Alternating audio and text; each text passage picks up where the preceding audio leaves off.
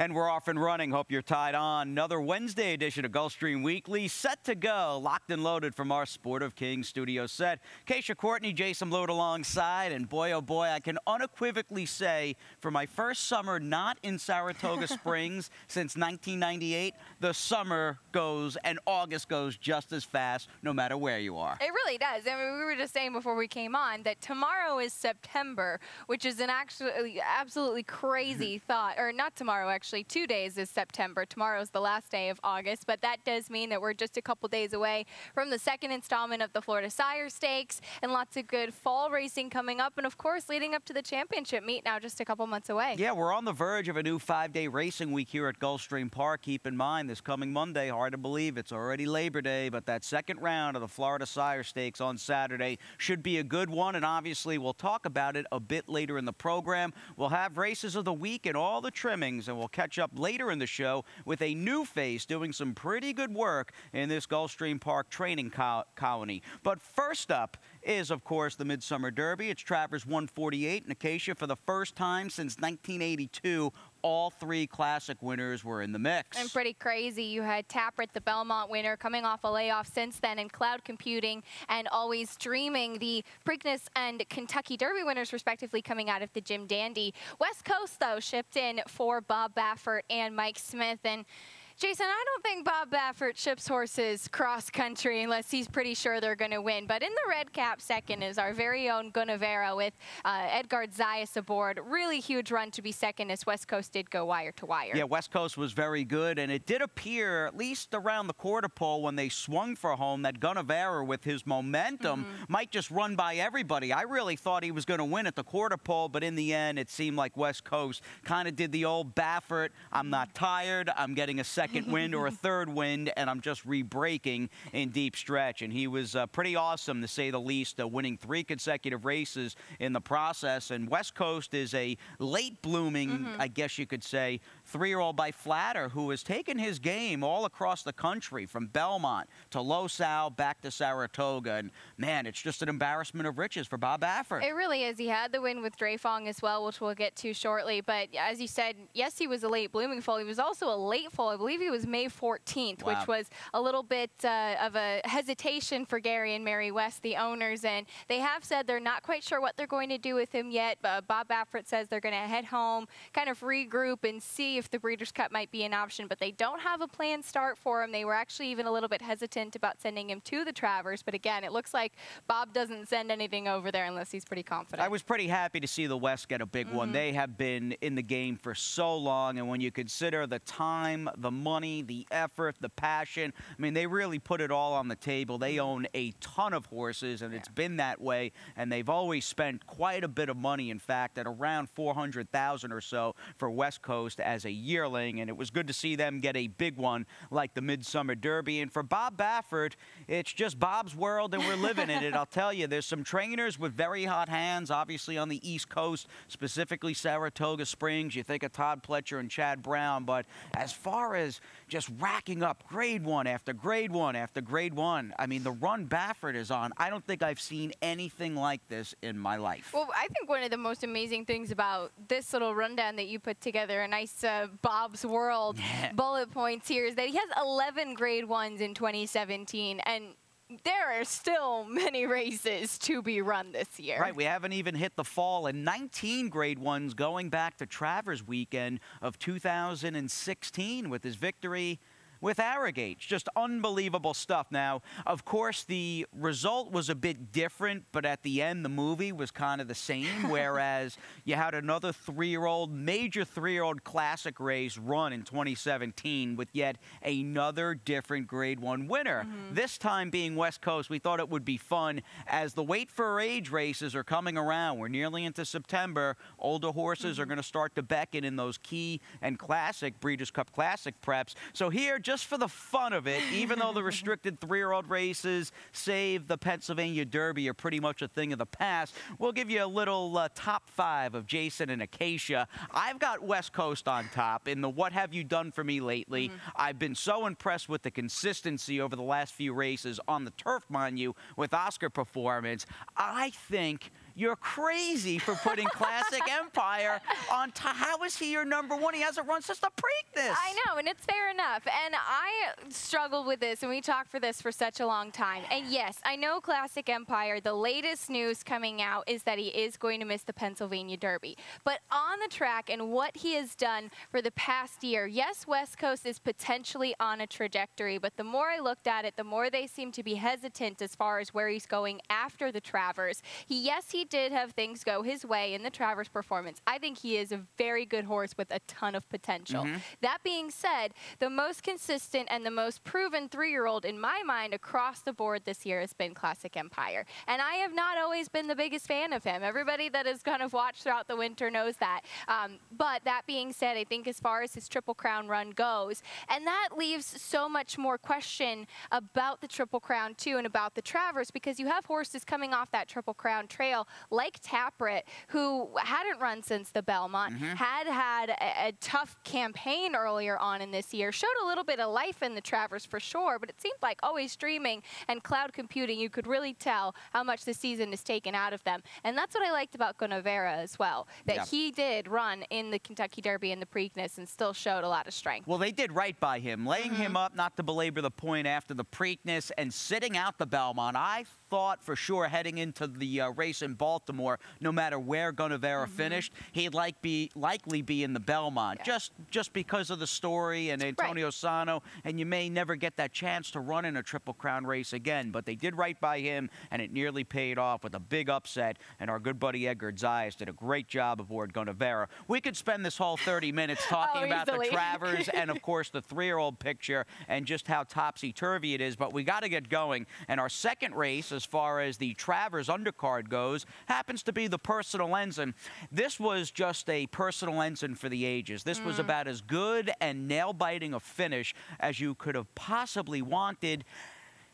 Having had a few days to digest the results of this and Songbird's loss, I feel as though she ran her race. I do, and just got narrowly outrun by a proven Grade 1 competitor in Forever Unbridled. She certainly did, and you could hear Mike Smith afterwards. He said her numbers are the same. She's still running very strong races. In fact, she's actually even a better horse than last year. But Forever Unbridled has just been sensational lately, and it really was a little bit of a rematch for them. She was third in the Breeders' Cup Distaff behind Songbird and Beholder last year. But she just ran such a huge race in there.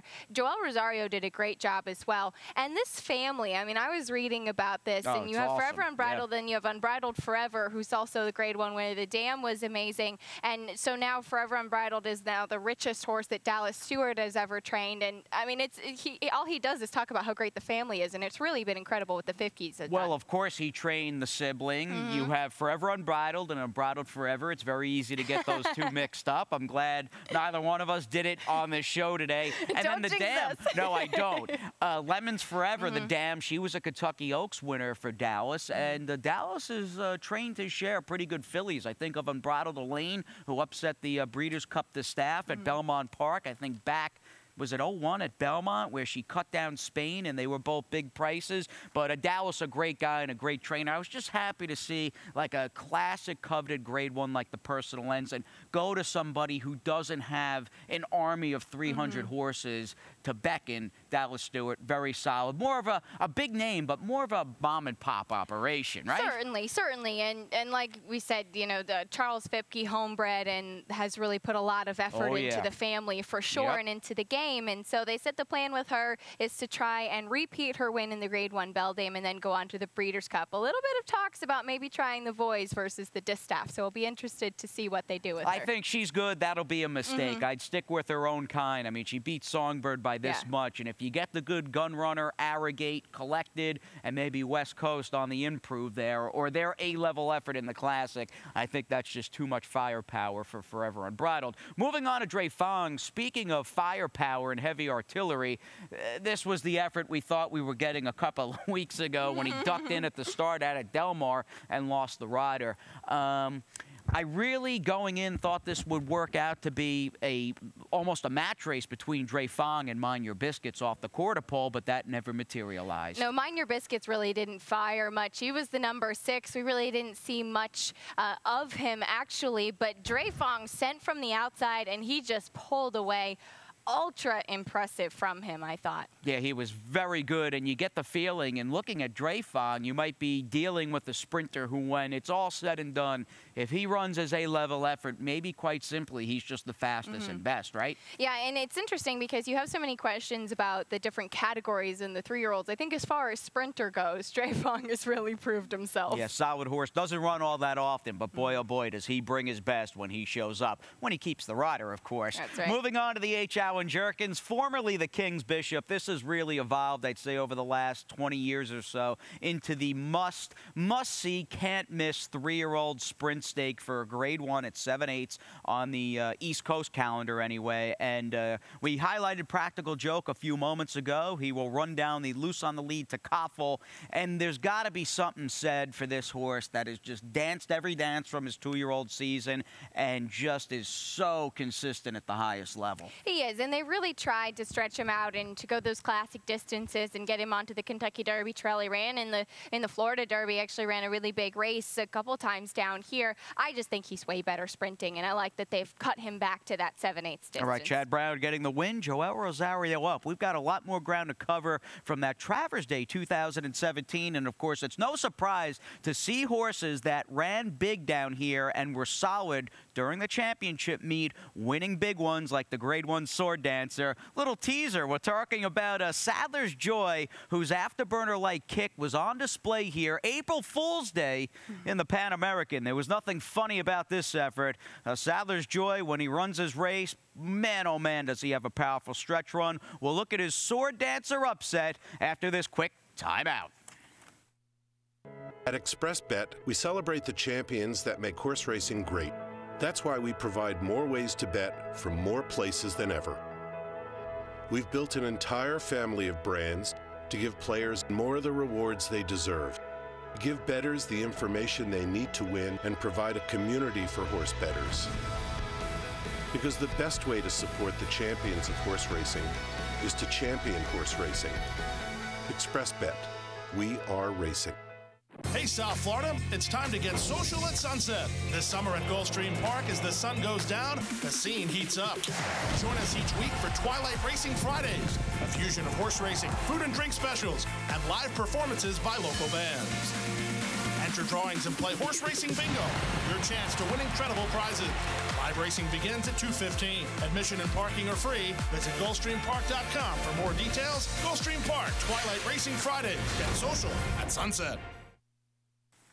Little half-mile pole run here on this Wednesday edition of Gulfstream Weekly. Jason B., Acacia C., glad you're still tied on. And although we got the Midsummer Derby and Songbird and Forever Unbridled out of the way, there are still quite a few big races left on the show, including Sadler's Joy, as we look at his big punch down the stretch in Saturday's $1 Million Sword Dancer. And I'm such a big fan of this horse, so it was great to see him finally get his Grade 1 win. We showed his win in the Pan American here in the winter at Gulfstream, and he is at the back, the number 3. He actually broke kind of slowly, and he normally does have a very sharp turn of foot. And at this point in the race, it was really anybody's game, and I think it certainly did set up for closers as Frank Conversation in Idaho set the pace. Money Multiplier, the 5, looked like he was going to get it, and Sadler's Joy went right by him on the outside. Now, Money Multiplier, man, has he been a horse who is just, it's unreal thinking about where he once was. He was a nice horse, for sure, from day one. But, I mean, the job Chad Brown and his crew have done with him,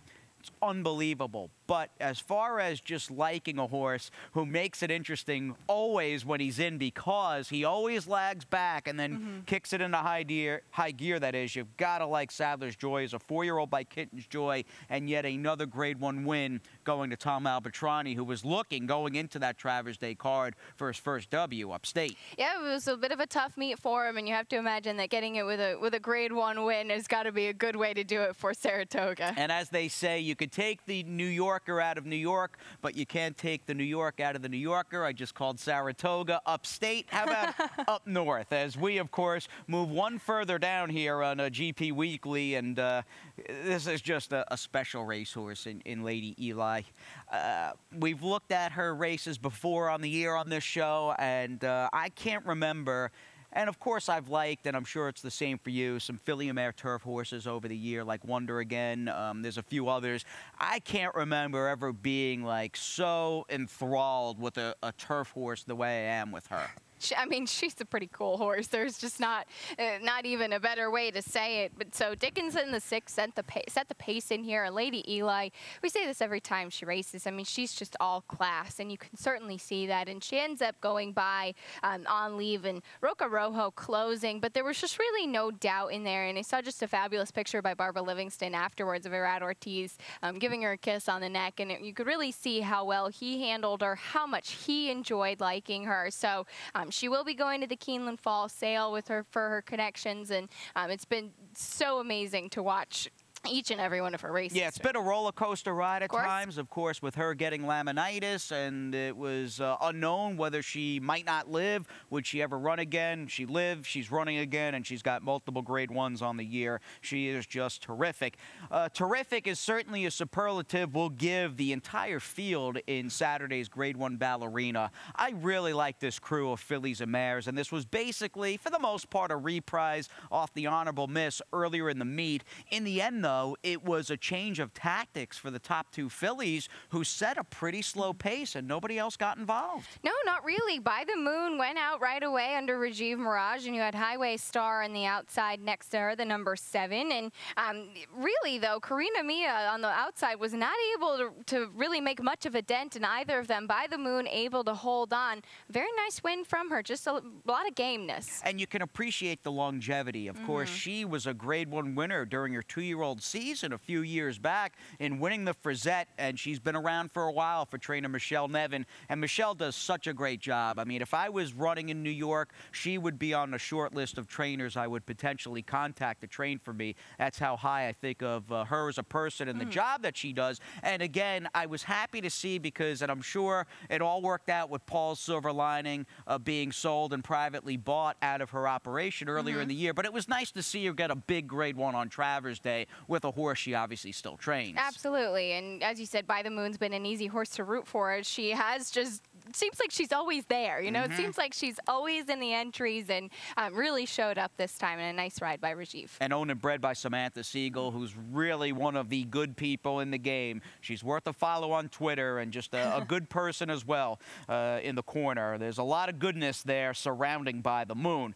Now, we come home to Florida. It took us a while to get down to Gulfstream Park, but such is life during Travers weekend. Saturday, late in the day, it was race number 11. We had fillies and mares on the main track in the Sugarloaf Stakes, and a change of tactics here for Sweet Khaleesi, who just kind of bounded on the lead and set the pace inside and couldn't have been any gamer. But she actually used to show a lot of speed at the start of her career, so it seems like they kind of went back to basics with her. And it was a bit of a rematch from their last start, as Money or Love is closing on her outside.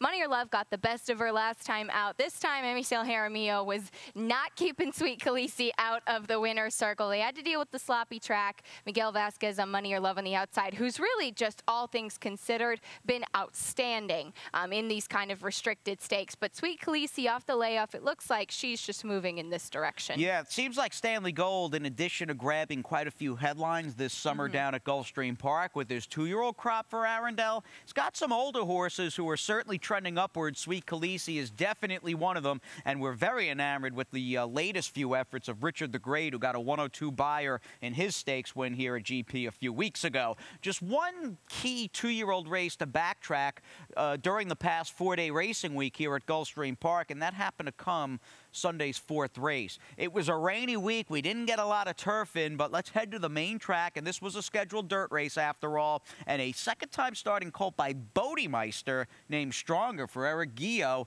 aptly named here, he was solid. He really was solid, and it was interesting to watch this race as it looked like Jorge Ruiz tried to get him interested early and then realized he was just going to be stuck so wide. So he took him back a bit, and then you certainly see a little bit of greenness, trying to keep him interested in the task at hand in the stretch. And I actually spoke to Eric Yeo in his debut race. That was going 6 furlongs. He was running against the likes of Bobby Axe, and he said he thought he needed a race and some more distance. He got the mile today, and that really seemed to prove exactly what the doctor ordered. Yeah, might be a horse to keep an eye on. He is by Bodemeister after all, and broke his maiden going a mile. That was our first 1-mile race for 2-year-old maidens on the dirt this summer at Gulfstream Park. Very solid, was stronger. Speaking of solid, solid in fact does not do 3 rules justice. He's everything good. He's consistent. He's fast. He's classy. But a year ago at this time, he was little more than an unknown minor stakes winner per se, but he made it 2 for 2 this weekend last year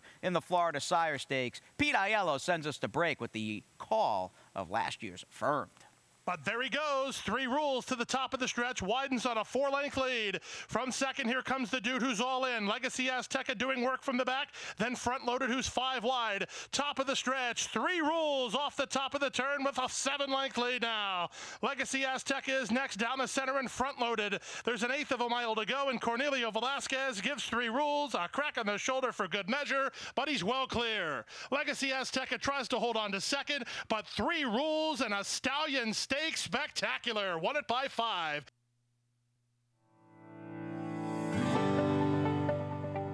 A passion for horses and a commitment to breed champions is the foundation of Hardacre Farm. Founded in 1999 by Amy Tarrant, owner, breeder, and trainer, Hardacre Farm, now based in Ocala, continues its tradition of success. From the Breeders' Cup to Gulfstream Park, Hardacre Farm, from the breeding shed to the racetrack, in pursuit of producing the best.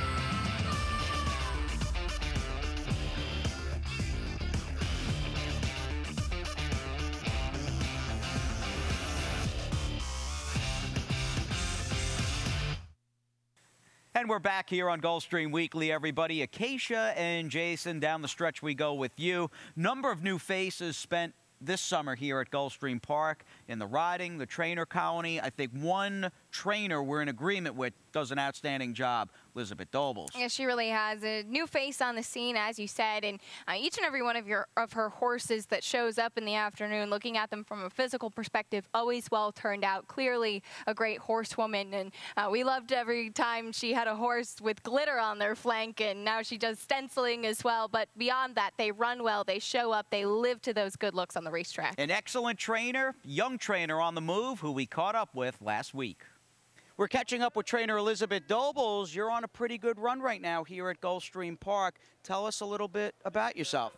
Well, I started in Finger Lakes for Jeremiah Englehart, and I took up my license last year after working for a few trainers, and so far it's went pretty well. What's been like the biggest challenges kind of growing your stable from scratch, essentially? I mean, you've been training for about a year on your own. What's that been like?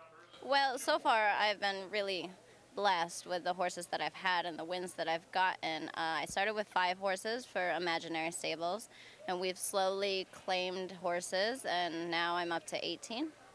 Very nice. You just had a winner a few moments ago. We got a real good look at Clean Mind. I mean, he's come a long way, I'd say, in his 3 races, or now 4 races to date.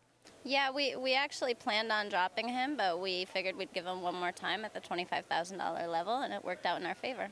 And how about My Point Exactly, who I've grown very fond of? He is a tough game horse. I really like him. He's one of my ultimate favorites. I got him last year around September, and it was tough finding a race for him where he wouldn't get claimed. So I ended up putting him in the claiming round, which was, you know, just a race to get him in there.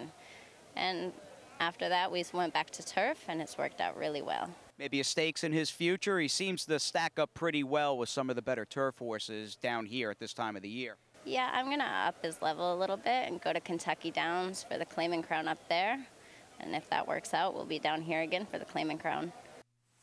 So well-spoken, very likable, and this is a young woman who is trending upward. We know that for a fact. 1-9 in that category. Native of Canandaigua, New York, worked as an assistant for Jeremiah Engelhart, both in Finger Lakes and down on the New York Racing Association circuit. First winner about a year ago, Acacia. And again, so impressed with the job young Miss Elizabeth Dobles is doing. And now she's really expanding quite a bit. And at first, her only main owner was Imaginary Stables. And I remember speaking to them earlier this year, and they said, well, you know, we had some horses. We wanted to give a young trainer a shot, and we were so impressed with the work that she did. And Jeremiah spoke so highly of her, and they said she's been winning up a storm for us, and they couldn't have been happier. And obviously, that has really shown as she has become more of a household name here on this Gulfstream circuit. She's done great work with My Point Exactly, Modern Tale. There's a few others. Artie's Bourbon Girl, who was a former 6250 claimer, $6,250. So good stuff all around with trainer Elizabeth Dobles. Now looking ahead to the Florida Sire Stakes, we've got the Affirmed, won last year by 3 rules, and we've also got the Philly counterpart this coming Saturday at Gulfstream Park. Thought we'd preview the race a little bit, and it begins with Phantom Row scoring that wire-to-wire victory back on August 5th in the Dr. Fager. He is one of basically an army going in to the Affirm for trainer Ralph Nix. And they haven't drawn yet, but we know that Ralph Nix is going to come with both guns blazing. He had 3 in the Dr. Fager, and that really did prove in his favor with the Phantom Row. And looking at Phantom Row, he looks like the type of horse to me that's really going to improve as the distances increase. Now this second string of the Florida Sire Stakes will be the 7 furlongs, and that is really the challenge. As the distance gets longer, as other horses start to catch up, things start to even out. Sometimes you have foals, 2-year-olds that are just so precocious, but it looks to me like he's one that will continue to progress. Now that race is coming up, the Affirmed, an absolute war. Yeah. We were looking at the pre-entries. You've got Duncan there, World of Trouble, and Highborn taking on that contingent for trainer Ralph Nix. That'll be a classic here Saturday afternoon. And we'll learn a little more in the process about Go Astray, who will try off this wire-to-wire upset win in the Desert Vixen. She'll try to stay the 7/8. And it seems like Angel Rodriguez is very confident in her as well. She really, I think, had an edge in here, too, because she was the main speed. She had already faced stakes competition, and she blew the field away. I mean, it was really impressive how she ran in here. And she was the type of filly, it took her a couple starts to break her maiden, and when she did, her experience proved to be the most beneficial for her. That seemed to be the case in the Desert Vixen as well. We'll see how it carries her to the next level. Yeah, I'm wondering if the track, in a way, and take nothing away from Go Astray, I think the track was very kind of speed horses that week at Gulfstream, and I want to see it out of her again come Saturday afternoon going 7. I'm a fan of Awesome Mass, who will try Go Astray again. Of course, she was the big favorite in the Desert Vixen and never really got untracked after chasing. I think she's a much better horse than that. I think she is, too, and she had such a big performance in her maiden score that you do kind of wonder, did she maybe regress a little bit? She never really seemed to get comfortable in the Desert Vixen, but he says anybody that has been watching knows I'm a big fan of hers, both as a horse, as an individual, really. You can tell she's a very intelligent, very kind filly, so I always like on an emotional level to see her do well. Well, absolutely. Be rooting for her here Saturday afternoon. Both those Florida Sire Stakes will be outstanding. 12 races likely on the program, maybe 13, who knows? Whatever the number, it's all good, and we will see you with an earlier than usual post time of noon this coming Saturday at Gulfstream Park. And study up for that Thursday card. Back at it, kicking off a 5-day week. That includes Labor Day here Thursday afternoon at around 1:15 p.m. And that Rainbow 6 carryover is waiting for you in addition to that 44 large. Yes, it is. We have 11 races on Thursday, so that means the Rainbow 6 will start in race 6. Yes, race 6. I always have to count it out. 11 races coming up Thursday, and always a fun sequence when you're looking at that Rainbow 6. And just to remind you, as we get closer and closer with each passing week to the 2018 Pegasus, we have got a live handicapping, live money contest befitting of the Pegasus World Cup name. Make sure you sign up and get involved. Yeah, you don't want to miss out on that, especially if you're looking at NHC or BCBC. Live money buy-in, $12,000. Supposed to be a huge estimated pool. It's almost September. January will be here before you know it. Crazy. And in fact, this will bring down the curtain for Gulfstream Weekly in the month of August. We'll have another one coming your way next Wednesday to kick off September. Have a great week, a safe and happy Labor Day, and of course to everybody out there, best of luck at the windows. Good luck, and we'll see you tomorrow, 1:15, First Post.